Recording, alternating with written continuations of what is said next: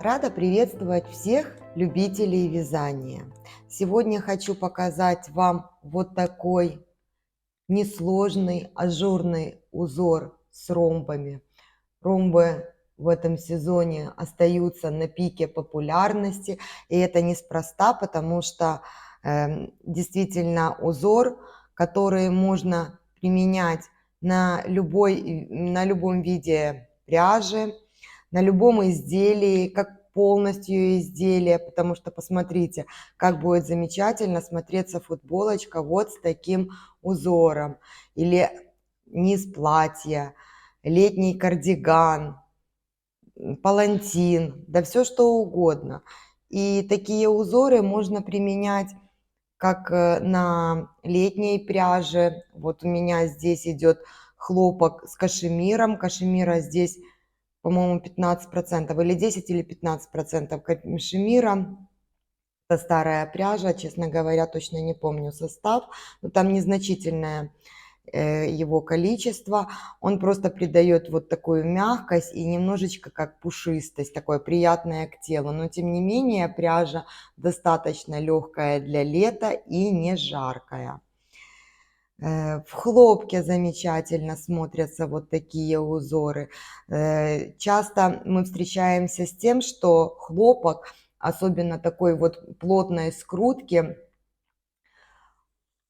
вот такого плана хлопок, вот, он иногда косит.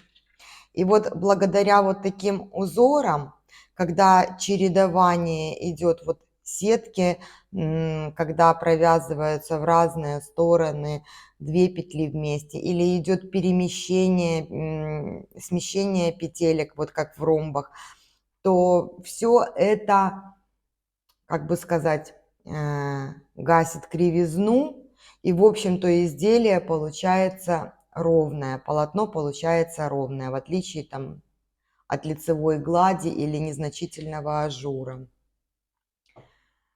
Вот посмотрите, какой он нежный и воздушный. Какая игра света. Если ниточку еще добавить шелковую, вообще на солнышке он заиграет всей своей прелестью.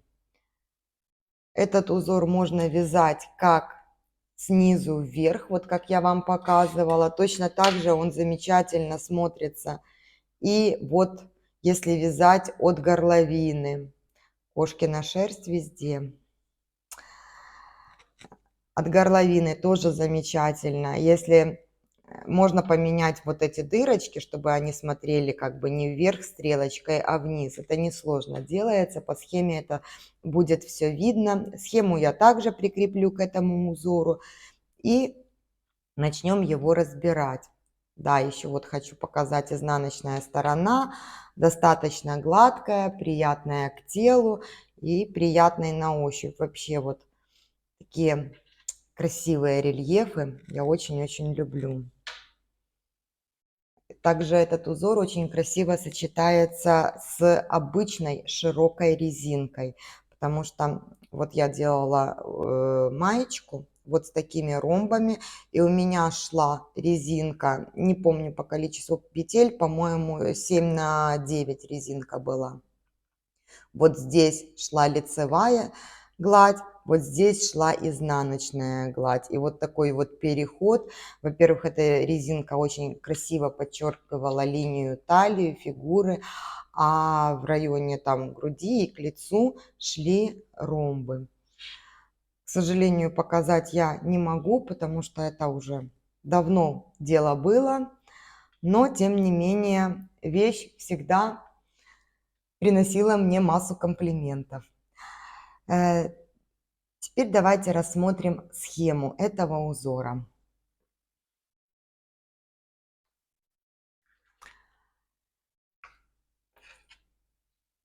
Вот смотрите, раппорт узора составляет здесь 20 петелек в ширину. Вот наш раппорт. Вот. И 24 ряда в высоту. Вот этот раппорт. Вот он идет, этот раппорт. вяжется, в принципе, несложно. Используются здесь лицевые петли, накиды, 2 вместе. Вот смотрите, хочу обратить ваше внимание, что внутри ромба накид и 2 вместе в каждом лицевом ряду чередуются. Сначала с наклоном влево, в следующем лицевом ряду с наклоном вправо. Во-первых, получается вот такая красивая сеточка. Вот посмотрите, она такая ровная, изысканная получается. А во-вторых, то, что я говорила, этот узор больше рассчитан на летнюю пряжу. С хлопком иногда бывают проблемы, что он косит, и вот именно за счет вот этого полотно, связанное изделие, не будет косить. Поэтому просто обратите на это внимание.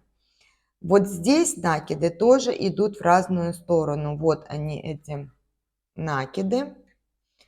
Просто схемку я составляю всегда четко на один раппорт, чтобы было понятно, если вы вяжете по кругу, как это будет. И если у вас поворотное вязание, тоже все понятно. И, как правило, в видео я акцентирую внимание, какие изменения схемы или как провязать ту или иную петлю при поворотном вязании, потому что при круговом все это проще по моей схеме сделать. Далее здесь идут вот такие смещения петелек. Вот они, эти смещения петелек идут. То есть 2 петли у нас уходят сначала вправо, потом влево, с другой стороны симметрично. Вот этот момент я хотела бы показать, потому что понятное дело, что опытные вязальщицы это все знают, но на моем канале есть и начинающие мастера. Именно для них я хочу в этом видео показать сложные фрагменты, самые сложные фрагменты этого узора. Итак, давайте покажу. Вот смотрите, я набрала просто произвольное количество петель. Посчитала, их получилось 12, то есть 6 петель – это центр моего узора. Я схемку положу, чтобы было просто понятно сразу, что я делаю и как я делаю. И я вот провяжу 2 ряда вот этого элемента узора и вот этого. Вы увидите, как он формируется, как он уходит и как он легко вяжется. Так, 6 петелек у меня, центр, 3 петельки это будет смещение, значит мне нужно взять 3 петли, провязать лицевыми, чтобы вам показать все это. А теперь вот смотрите, вот эти 3 петельки должны, вот они у нас, вот они на схемке. То есть вот эти 2 петли у нас должны пойти направо. Для этого я переношу все 3 петли на правую спицу, просто их вот переношу. Вот взяла и перенесла на правую спицу эти петельки. Далее за работой с изнаночной стороны я подхватываю вот первую петельку левой спицей. Надеюсь, не уехала с кадра, увлеклась. Аккуратненько все это снимаю. Петельки в любой пряже будут держать форму. С шелком немножечко могут быть проблемы, но если это делать аккуратно, то и там петельки будут держать форму. И вот вторую и третью петлю я подняла на правую спицу. Теперь их аккуратно возвращаю тоже на левую спицу. И вот у нас получилось вот такое смещение. Эти 2 петельки будут уходить у нас вправо. И провязываю их просто лицевыми. Все 3 петельки. Вот, провязала я их. Теперь вот эти 3 петельки у меня будут участвовать с этой стороны мне нужно, чтобы вот эти 2 петельки у меня шли налево. Для этого я ничего переносить не буду.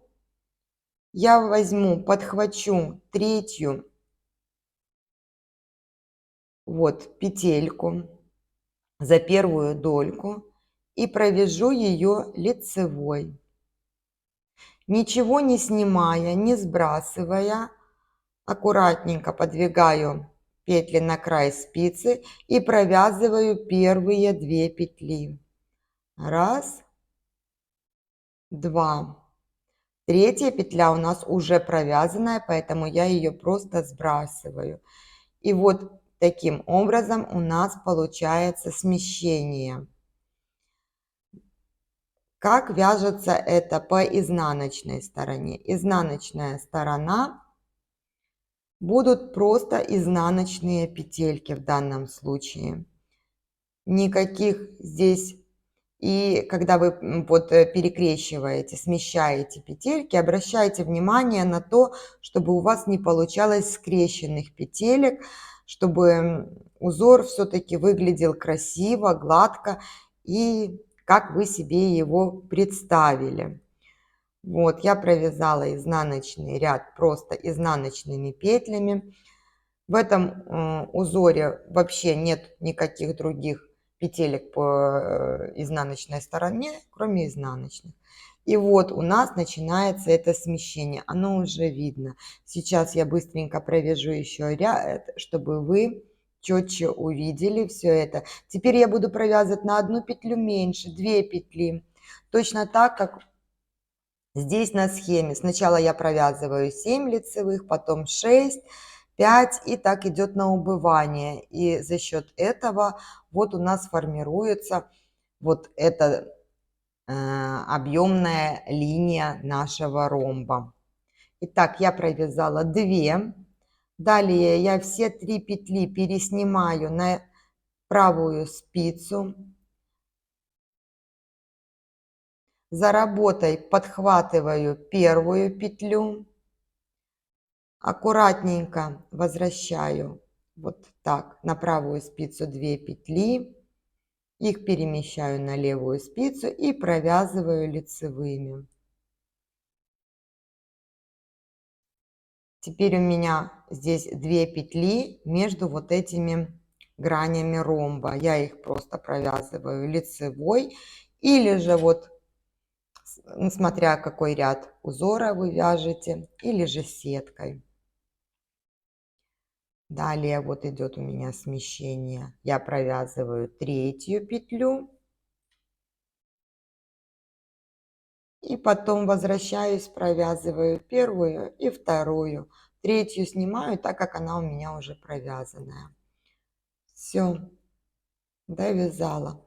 Вот, видите, вот формируются ребра ромба нашего. И хочу обратить на внимание, что чем плотнее пряжа, вот здесь у меня жесткой скрутки пряжа, образец, который я вам показывала, здесь идет мягкая нитка, она идет без скрутки, здесь просто 5 тоненьких ниточек. И все. Здесь более мягко будут смотреться вот эти ребра. Нити с жесткой скруткой будут больше выражены. Вот эти ребра все. Итак, то есть с вот этим все понятно. Здесь идет в обратном направлении. То же самое, так же самое это все вяжется. Только здесь у нас шло с наклоном вправо смещение петелек двух, а здесь смещение с наклоном влево. И еще один интересный фрагмент в этом узоре. Вот он, я вам покажу, такая мини-бабочка. Можете ее делать, можете просто здесь сделать 3 лицевые или же шишечку, что вам больше нравится. Но я покажу именно вот этот элемент, вот эту вот мини-бабочку между моими ромбами. Вяжется она также очень легко и быстро. Я покажу это все на этом же маленьком образце. Еще положу вот рядышком узор, чтобы вы могли смотреть, как оно выглядит здесь и как здесь у меня будет. У меня тут количество петель позволяет показать это 2 раза, что я и сделаю. Итак, вот эта мини-бабочка, это из 3 петель вывязывается 3 петли. Чтобы у нас вот центр оставался вот по центру, и как бы крылышки выходили у нас из центральной петли, что я делаю? Так, 2 петли провяжу. Вот мои 3 петли, из которых мне нужно вывязать 3 из 3. Для этого я беру 2 первые петли, переношу на правую спицу. Третья петля остается на левой спице. За работой поднимаю первую петлю, возвращаю ее на левую спицу и поднимаю центральную петлю. Все, у меня центральная петля будет теперь идти первая. А далее обычным способом я из 3 петель вывязываю 3. Вот я подхватила все 3 петельки. Пока показываю, все съезжает. Вот видите, все 3 петельки я подхватила и провязываю лицевая,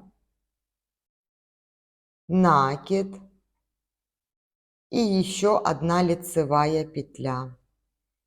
Итого у меня получилось вот 3 петельки. И потом все это сбрасываю. Еще раз покажу.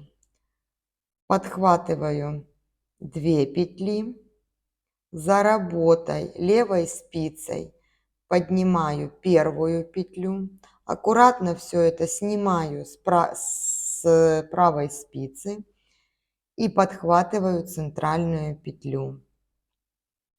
Возвращаю ее на левую спицу, поддеваю все 3 петельки и из 3 вывязываю 3. 1, накид, это будет вторая, и третья петля. Вот что у нас получилось. Как они провязываются в изнаночном ряду, сейчас быстро покажу. В изнаночном ряду они тоже провязываются изнаночными петлями. Сейчас мы дойдем до них. Вот мои 3 петельки. Изнаночная.